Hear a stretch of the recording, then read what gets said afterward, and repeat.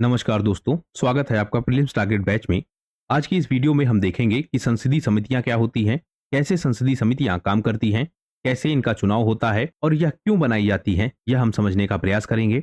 हम देखेंगे कि कुछ प्रमुख जो संसदीय समितियां हैं वह कौन सी हैं और जिनसे सबसे ज्यादा प्रश्न पूछे जाते हैं उनको हम डिटेल में भी देखने का प्रयास करेंगे। यह वीडियो आपकी प्रीलिम्स परीक्षा के लिए बहुत उपयोगी सिद्ध होने वाला है, इसलिए वीडियो को पूरा देखिएगा जिससे आप लोग इसका पूरा लाभ उठा सकें। तो मैं अनुपम तिवारी स्वागत करता हूं आपका अपने इस YouTube चैनल पर। आइए जानते हैं संसदीय समितियों के विषय में। सबसे पहले हमको यह समझना होगा कि संसदीय समितियां होती क्या हैं। इनको हम देखते हैं तो यह कुछ विशेष प्रकार की समितियां होती हैं जिनको किसी विशेष कार्य के लिए गठित किया जाता है। इसके माध्यम से जो प्रक्रिया है वह सुचारू रूप से चल सके और जो सरकार की गतिविधियां हैं, जो सरकार काम कर रही है, उस पर निगरानी रखा जा सके और जो महत्वपूर्ण मुद्दे हैं उन पर विचार विमर्श हो सके, यह सारे कार्य समितियां करती हैं। तो मुख्यतः समितियां बनाई क्यों जाती हैं? मान लेते हैं कोई मुद्दा आता है और मुद्दा कहाँ आएगा? सदन में। सदन का मतलब संसद में। कोई बिल पेश होता है या किसी विषय पर कोई रिसर्च करनी है जो सदन से संबंधित है, तो उसके लिए कुछ समितियां हैं। वह समितियां उस विषय को देखेंगी और अपने सुझाव देंगी जिससे जो संसद की विधायी प्रक्रिया है वह आसानी से चल सके। अगर हम स्वरूप देखें इन समितियों का तो अस्थायी समितियां हमको मिलती हैं जिनको अस्थायी रूप से बनाया जाता है। यह लगातार बनी रहती है, जैसे लोक लेखा समिति, वित्त समिति, यह समितियां। इसी तरह से अस्थायी समितियां होती हैं जिनको किसी विशेष उद्देश्य के लिए बनाया जाता है। जब सदन को लगता है कि आवश्यकता है तब वह समितियां बनाई जाती हैं।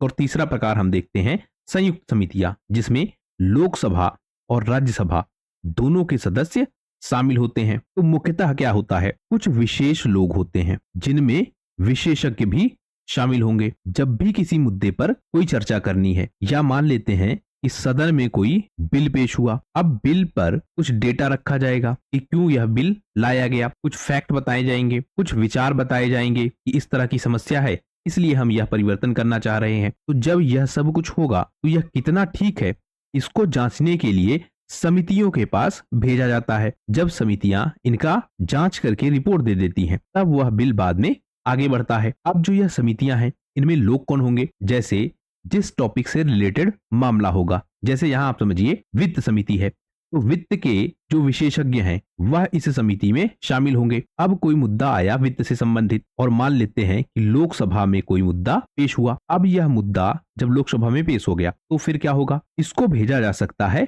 विशेषज्ञों के पास जिनको कहेंगे समितियां या संसदीय समितियां।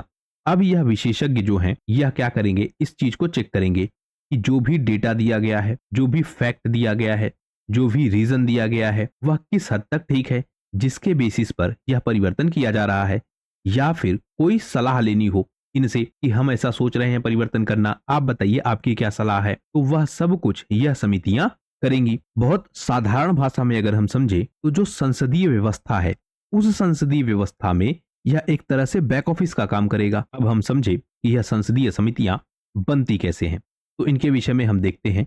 सबसे पहले यह निर्धारित करने की आवश्यकता होती है कि कौन सी समिति बनाई जाए, अर्थात सबसे पहले आवश्यकता जनरेट होती है कि एक समिति बनाई जानी चाहिए। इसमें तय किया जाता है कि विषय क्या है, इसके लिए यह बनाया जाना चाहिए और जब यह तय हो जाता है तो संसद में एक प्रस्ताव आता है और प्रस्ताव के बाद समिति बनाने की जो प्रक्रिया है वह प्रारंभ हो जाती है। संसद में जब प्रस्ताव आएगा उसके बाद इसको मंजूरी मिलनी चाहिए और जब मंजूरी मिल जाती है सदन की, सदन यह चाहती है कि इस प्रस्ताव को या जो संसदीय समिति है इसको बनाया जाना चाहिए, तो वह बात आगे बढ़ती है। फिर होती है इनके सदस्यों की नियुक्ति। पहले संसद में प्रस्ताव आया, प्रस्ताव पास हो गया, प्रस्ताव पास होने के बाद सदस्यों की नियुक्ति होगी। इनमें हम देखते हैं कि किस तरह की समिति है, उस समिति के प्रकार के आधार पर ही उनके सदस्यों का चयन होगा। कई बार हम देखते हैं कि कई दलों के जो सदस्य हैं उनको भी शामिल किया जाता है, विपक्ष के लोग हैं, दूसरी पार्टियों के लोग हैं, उनको भी शामिल किया जाएगा। कई बार किसी एक सदन के ही सदस्यों को शामिल किया जाएगा, जैसे लोकसभा के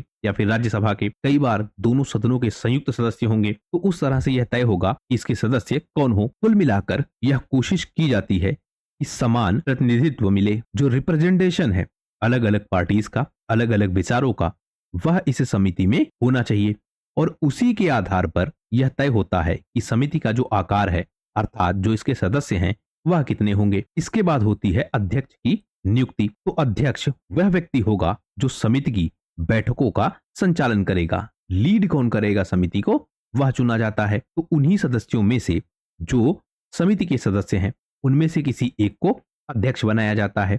इसमें भी क्या प्रावधान है, कई बार जो सत्ता पक्ष का नेता है वह अध्यक्ष होगा, कई बार जो विपक्ष का नेता है, या कुछ समितियां ऐसी हैं जिनमें विपक्ष का नेता अध्यक्ष की भूमिका में होगा। यह कई बार हमको सामान्य प्रावधानों के माध्यम से भी दिखता है। मतलब संसदीय व्यवस्था में या हम कहें संविधान की व्यवस्था में प्रावधान नहीं दिखेंगे कि कौन अध्यक्ष बनाया जाएगा। आपसी सहमति होगी विभिन्न राजनीतिक दलों की, उसके बाद इनके अध्यक्षों की नियुक्ति होगी, फिर इनके कार्य और उद्देश्य इनको बताए जाएंगे। तो इनके कार्य हैं और जो इनके उद्देश्य हैं वह स्पष्ट रूप से निर्धारित करे जाएंगे, और जब इनकी बैठकें होंगी तो उन पर चर्चा की जाएगी। इनकी बैठकों में यह देखा जाएगा कि विशेषज्ञ हों, कुछ प्रमुख अधिकारी हों, और जो संबंधित व्यक्ति हैं जिस विषय पर यह समिति बनी है उससे संबंधित जो व्यक्ति हैं उन सब से यह प्रयास किया जाएगा कि सही और सटीक जानकारी इकट्ठी की जा सके। फिर यह समिति अपनी रिपोर्ट बनाएगी जिसके लिए इसको बनाया गया था।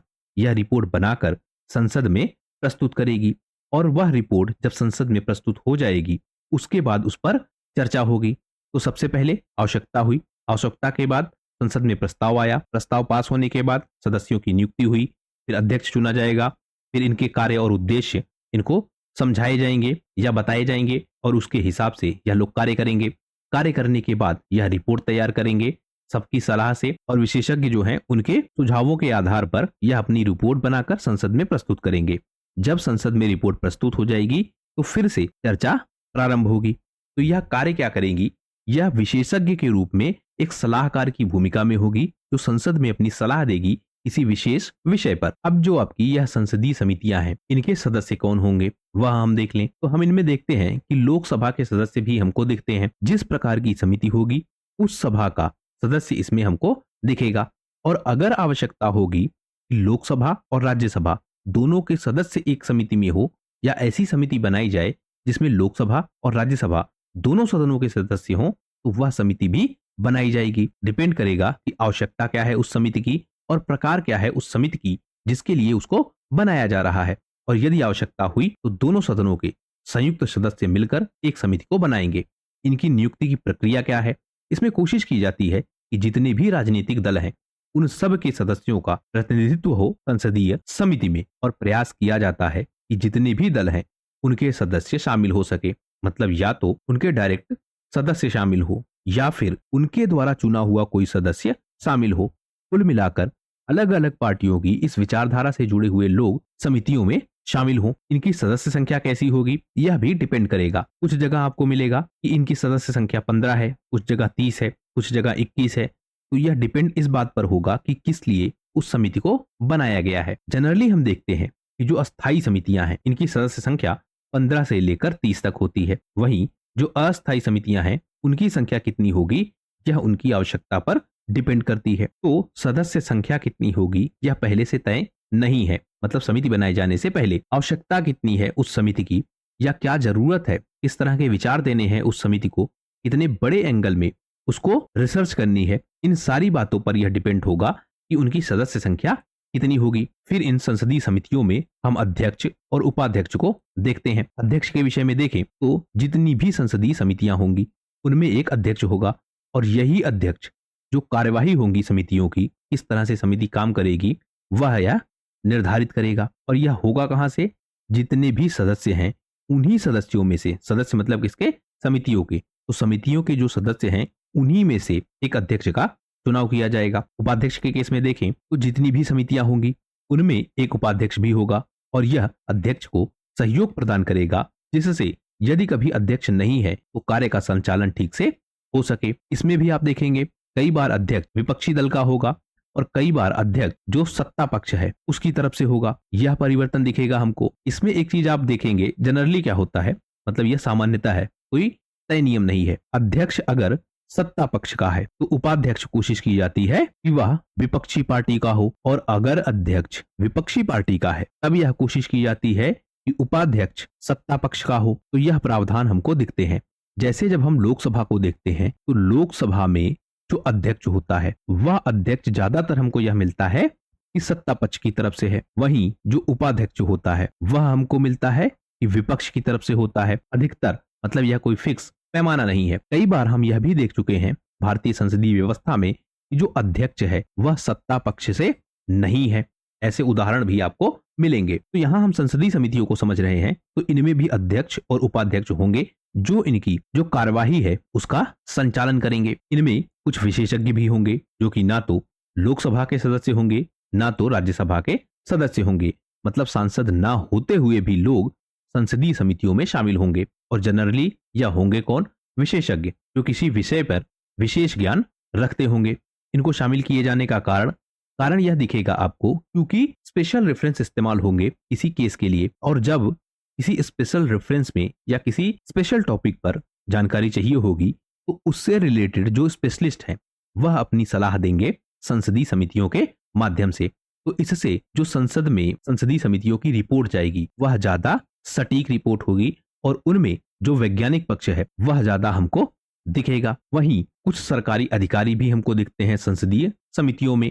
यह भी संसदीय समिति की सहायता करेंगे जिससे वह ठीक से काम कर सके। समिति के कार्य जैसे हमने देखा तो यह चर्चा करेगी, विधेयकों की समीक्षा करेगी, रिपोर्ट बनाएगी, अपनी रिपोर्ट संसद को देगी, जो बैठकें होंगी, जो सार्वजनिक सुनवाइयां होंगी, जो विचार विमर्श होंगे, उन सब के बेसिस पर यह अपनी रिपोर्ट तैयार करेगी और रिपोर्ट तैयार करके संसद को देगी। तो विभिन्न माध्यमों से यह डेटा कलेक्शन करेगी एक तरह से, या हम कह सकते हैं किसी विषय पर जानकारी प्राप्त करेगी।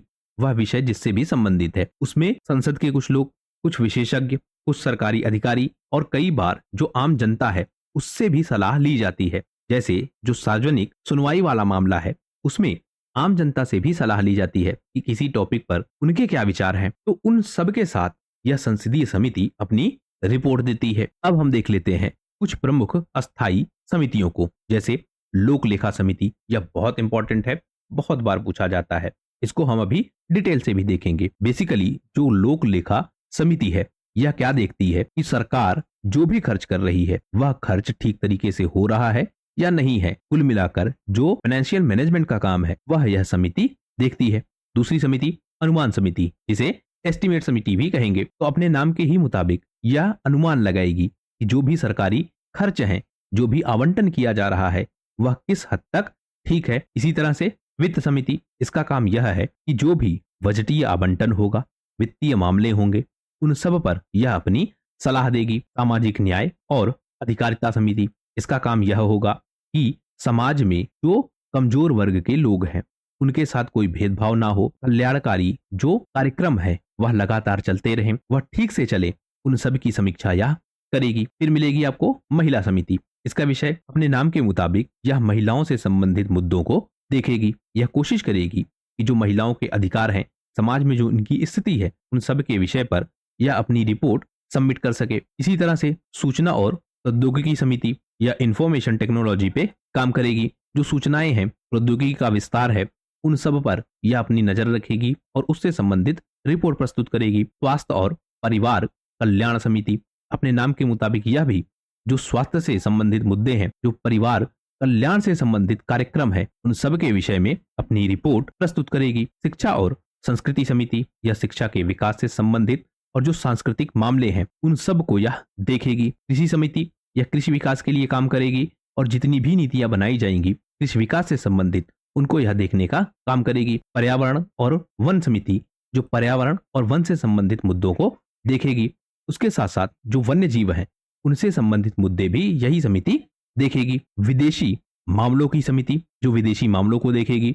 संविधान और कानून मामलों की समिति जो संविधान से संबंधित कानूनी सुधारों को इन पर अपने विचार देगी। कृषि और खाद्य समिति जो कि खाद्य सुरक्षा से संबंधित मुद्दों को देखेगी और कृषि विकास से संबंधित मुद्दों को देखेगी और उस पर अपनी रिपोर्ट देगी। सूचना और प्रसारण समिति यह भी सूचना और प्रसारण से संबंधित नीतियों को देखेगी, प्रमुख सुधारों को देखेगी और उस पर अपना विचार प्रस्तुत करेगी।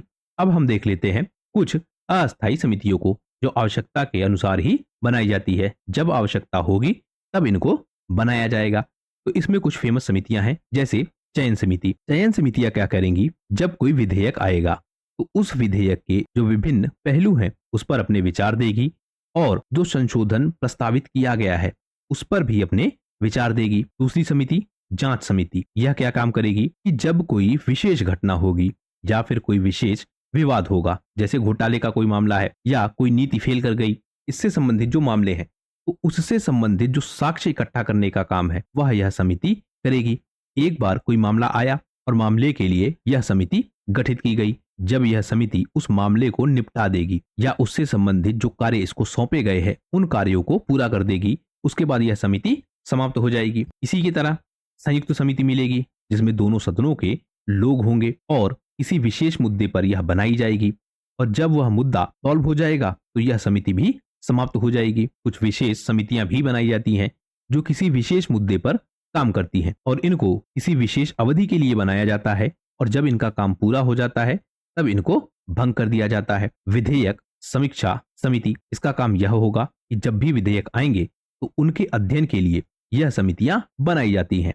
अब यहां आप ध्यान रखेंगे कि विधेयक तो लगातार आएंगे, लेकिन हर विधेयक के लिए विधेयक समीक्षा समिति नहीं बनाई जाएगी। जब आवश्यकता होगी या फिर जब मांग होगी उस केस में यह समिति बनाई जाएगी। इसी तरह से एडहॉक कमिटीज भी बनाई जाएंगी या आवश्यकता के अनुसार भी समितियां बनाई जाएंगी। यह किसी विशेष मुद्दे पर आधारित होंगी और जब आवश्यकता समाप्त हो जाएगी तब इसको भंग कर दिया जाएगा।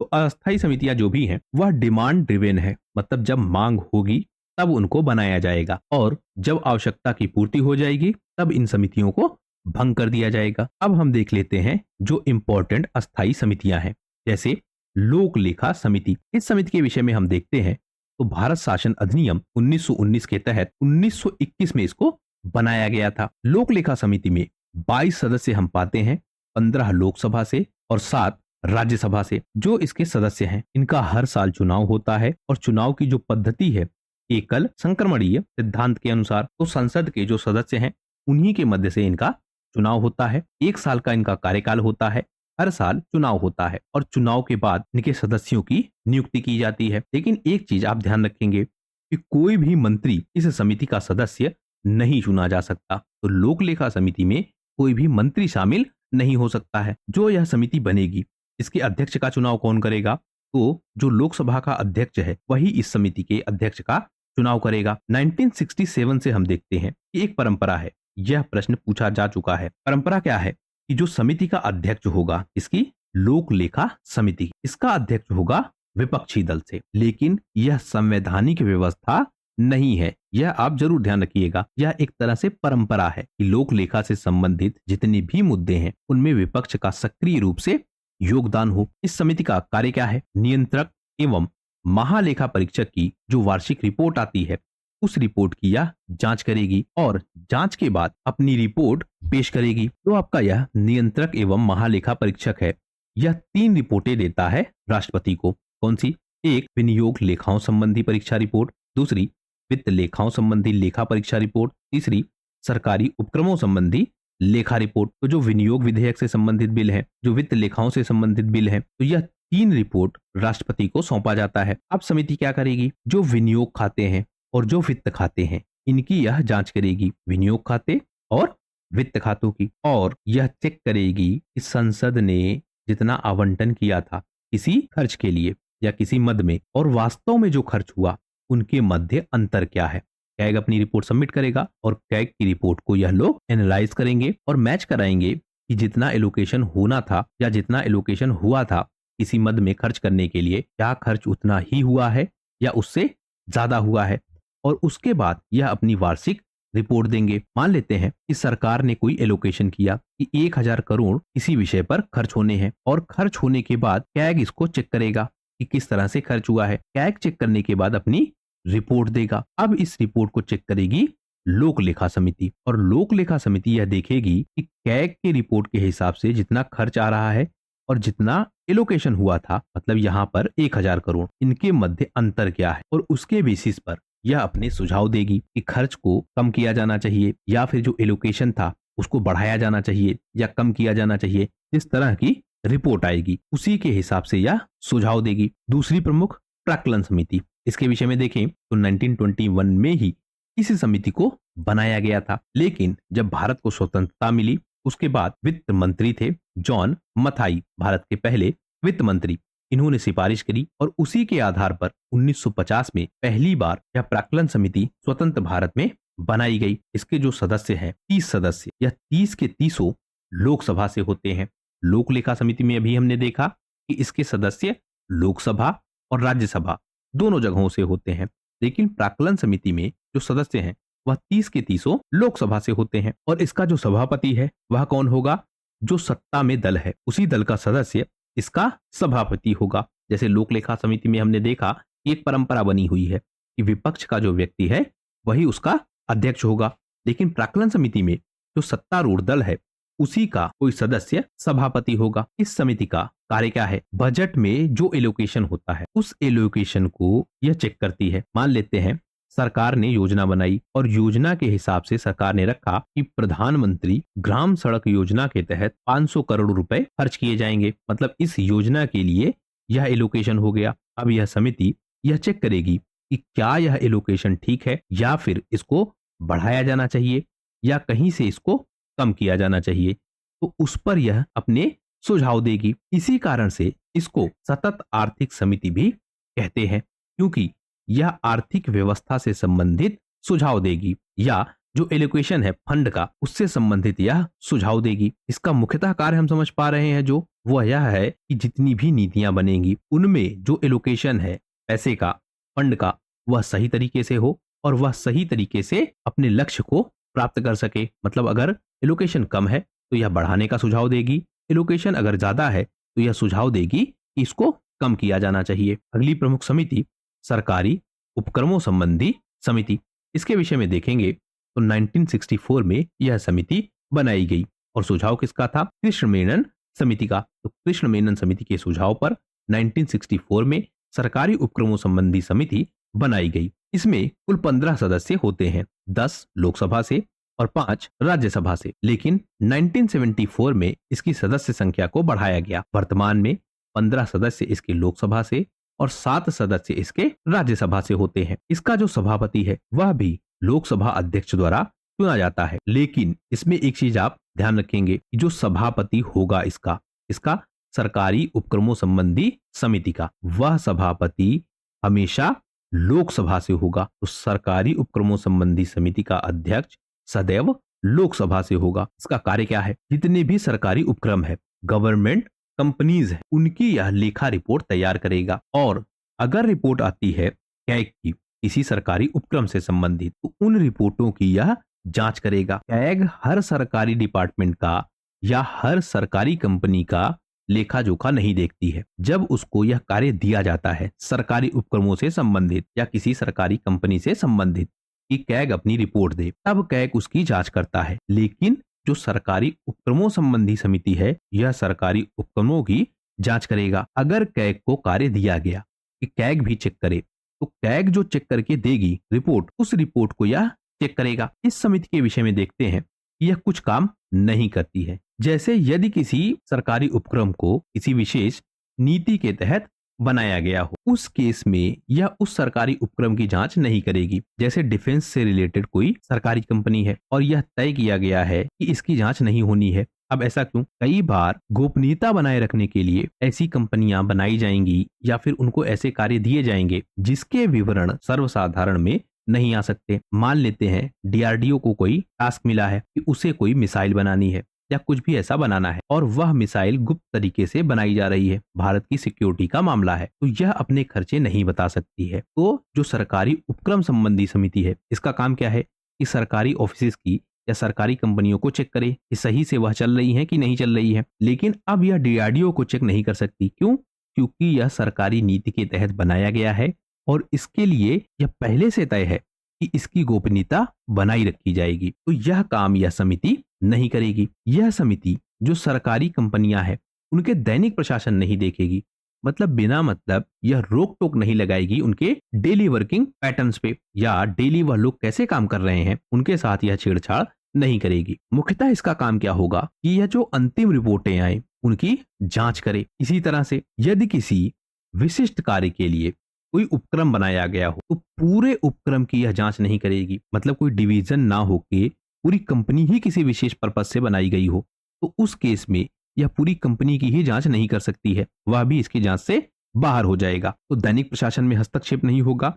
सरकारी नीतियों से संबंधित यदि कोई काम एलोकेट हुआ है तो उसमें हस्तक्षेप नहीं होगा।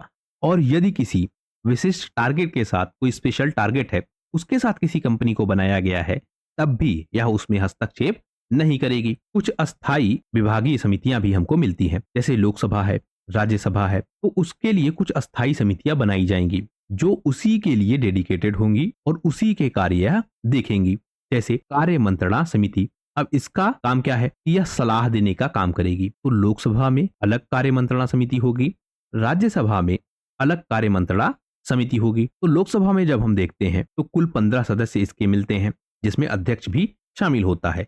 वहीं जब हम राज्यसभा में देखते हैं तो 11 सदस्य इसके होते हैं और उसमें सभापति भी शामिल होता है। तो लोकसभा में 15 सदस्य और राज्यसभा में 11 सदस्य। इसी तरह से गैर सरकारी सदस्यों के विधेयक एवं संकल्पों संबंधी समिति, इनको जब हम देखते हैं तो यह लोकसभा में मिलती है और इसके 15 सदस्य हमको मिलते हैं। इसका अध्यक्ष कौन होगा? जो लोकसभा का उपसभापति होगा वही इसका अध्यक्ष होगा। यह चीज आप जरूर ध्यान रखिएगा। अगली समिति सरकारी आश्वासनों संबंधी समिति, इसमें लोकसभा के 15 सदस्य होंगे और राज्यसभा में 10 सदस्यों के साथ यह काम करेगी। अधीनस्थ विधानों संबंधी समिति, दोनों सदनों में इस समिति के 15 सदस्य होंगे और दोनों सदनों में जो विधियां हैं उनसे संबंधित कार्यों को यह देखेगी। इसका गठन 1953 में हुआ था। तो कार्य मंत्रणा समिति यह सलाह देगी कि किस प्रकार से कार्य किया जाना चाहिए। जो गैर सरकारी सदस्य हैं वह जो विधेयक पेश करें उन पर विचार विमर्श करने का काम गैर सरकारी सदस्यों के लिए विधेयक एवं संकल्पों संबंधी समिति करेगी। जो सरकारी आश्वासन होंगे, जो सरकार के वादे होंगे, उनसे संबंधित जो समिति है वह काम करेगी। वह चेक करेगी यह कितने ठीक तरीके से काम कर रहे हैं। जो अधीनस्थ विभागों संबंधी समिति है वह विभागों की जांच करेगी। इसी तरह से जो अनुसूचित जाति एवं जनजाति कल्याण समिति है, जिसमें 30 सदस्य मिलेंगे आपको, 20 लोकसभा से और 10 राज्यसभा से। तो यह अनुसूचित जाति और अनुसूचित जनजातियों के लिए काम करेगी। तो एससी और एसटी से संबंधित जो भी मुद्दे हैं उनको यह समिति देखेगी। सदस्यों की अनुपस्थिति संबंधी समिति, आपने एक क्लॉज देखा होगा कि 60 दिनों से ज्यादा यदि कोई सदस्य बिना बताए अनुपस्थित है तो उसकी सदस्यता समाप्त हो सकती है। तो यह काम देखेगी कौन? उनकी अटेंडेंस को यह काम देखेगी अनुपस्थिति संबंधी समिति। यह हमको केवल लोकसभा में मिलेगी और 15 सदस्य इसके हमें मिलेंगे। नियम समिति जो नियम कानून को देखेगी, यह लोकसभा में अध्यक्ष सहित 15 सदस्यों के साथ होगी और राज्यसभा में अध्यक्ष सहित 16 सदस्यों के साथ होगी। इसी तरह से जो सामान्य प्रयोजन संबंधी समिति है या जो सामान्य कार्य होंगे सदन में उनसे संबंधित मुद्दों को देखेगी। इसीलिए हम देखते हैं कि इसका जो अध्यक्ष होगा वह सभापति होगा और यह पीठासीन अधिकारी होगा। मतलब जो भी सदन का अध्यक्ष होगा, चाहे वह लोकसभा में अध्यक्ष हो या राज्यसभा में सभापति, वही इस समिति का अध्यक्ष हो जाएगा बाय डिफॉल्ट। इसी तरह से विशेषाधिकार संबंधी समिति, जिसमें हम देखते हैं कि लोकसभा में जब यह समिति बनाई जाएगी तो उसमें 15 सदस्य होंगे और राज्यसभा में जब यह समिति बनाई जाएगी तो उसके 10 सदस्य होंगे। तो विशेषाधिकारों को यह देखेगी किसके? संसद के सदस्यों के वेतन भत्तों संबंधी संयुक्त समिति। इसमें कुल मिलाकर 15 सदस्य होंगे, 10 लोकसभा से और 5 राज्यसभा से। जो संसद के जो सदस्य हैं उनके वेतन भत्तों संबंधी मामलों को देखेगी। इसी तरह से आवास समिति क्या करेगी? जो संसद के सदस्य हैं उनके आवास से संबंधित मुद्दों को देखेगी। तो लोकसभा में इसके 12 सदस्य हमको दिखते हैं। याचिका समिति, यह लोकसभा में 15 सदस्यों के साथ और राज्यसभा में 10 सदस्यों के साथ हमें दिखेगी। पुस्तकालय समिति जो कि 9 सदस्यों के साथ दिखेगी, 6 लोकसभा से और 3 राज्यसभा से। आचरण समिति जो सांसदों के आचरण से संबंधित कार्यों को देखेगी। इस समिति की स्थापना राज्यसभा में 1997 में और लोकसभा में 2000 में हुई थी। महिला सशक्तिकरण संबंधी समिति जो कि 1997 में स्थापित हुई और 30 सदस्य इसके मिलेंगे, 20 लोकसभा से और 10 राज्यसभा से। इनके नाम को आप देखते रहिए क्योंकि जो भी इनका नाम होगा, जैसे महिला सशक्तिकरण, तो यह वही कार्य देखेंगे कि महिलाओं का सशक्तिकरण ठीक तरीके से हो। सभा पटल पर रखे गए तो संबंधी समिति, इस समिति की स्थापना हम देखते हैं कि 1975 में होती है। लोकसभा में इसके 15 सदस्य होंगे और राज्यसभा में इस समिति के 10 सदस्य हमको मिलेंगे। लाभ के पद संबंधी संयुक्त समिति, इसमें कुल मिलाकर 15 सदस्य होंगे, 10 लोकसभा से और 5 राज्यसभा से। परामर्शदात्री समिति, जिसमें सदस्य संख्या तय नहीं है, क्योंकि किस टॉपिक पे परामर्श देना है वह डिपेंड करेगा कि सदस्य संख्या कितनी हो। लेकिन एक चीज आपको ध्यान रखनी होगी कि जिस भी मंत्रालय से संबंधी यह समिति बनाई जाएगी, कौन सी? परामर्शदात्री समिति, तो जिस मंत्रालय से संबंधित होगी उस मंत्रालय का जो मंत्री है वह इसका मुख्यतः अध्यक्ष होगा, या फिर जो राज्य मंत्री है उस मंत्रालय का, तो मंत्रालय का या तो मंत्री या फिर उस मंत्रालय का राज्य मंत्री, वही इसके अध्यक्ष हो सकते हैं, इसके परामर्शदात्री समिति के। तो ये वह सारी समितियां हैं जो सबसे ज्यादा परीक्षाओं में पूछी जाती है। लोक लेखा समिति और प्राक्कलन समिति आप जरूर ध्यान रखिएगा, सबसे इंपॉर्टेंट वही है। तो इस तरह से संसद की जो समितियां हैं, अस्थायी समितियां और अस्थायी समितियां, उन सबको हमने डिटेल में देख लिया है। आशा करता हूं यह वीडियो आपकी परीक्षा के लिए उपयोगी होगा और आपकी तैयारी के लिए मददगार होगा। अगर वीडियो पसंद आया हो तो प्लीज शेयर कीजिए अपने दोस्तों के साथ, सब्सक्राइब कीजिए इस चैनल को। आपका हमसे जुड़ने के लिए बहुत बहुत धन्यवाद। आपका दिन शुभ हो।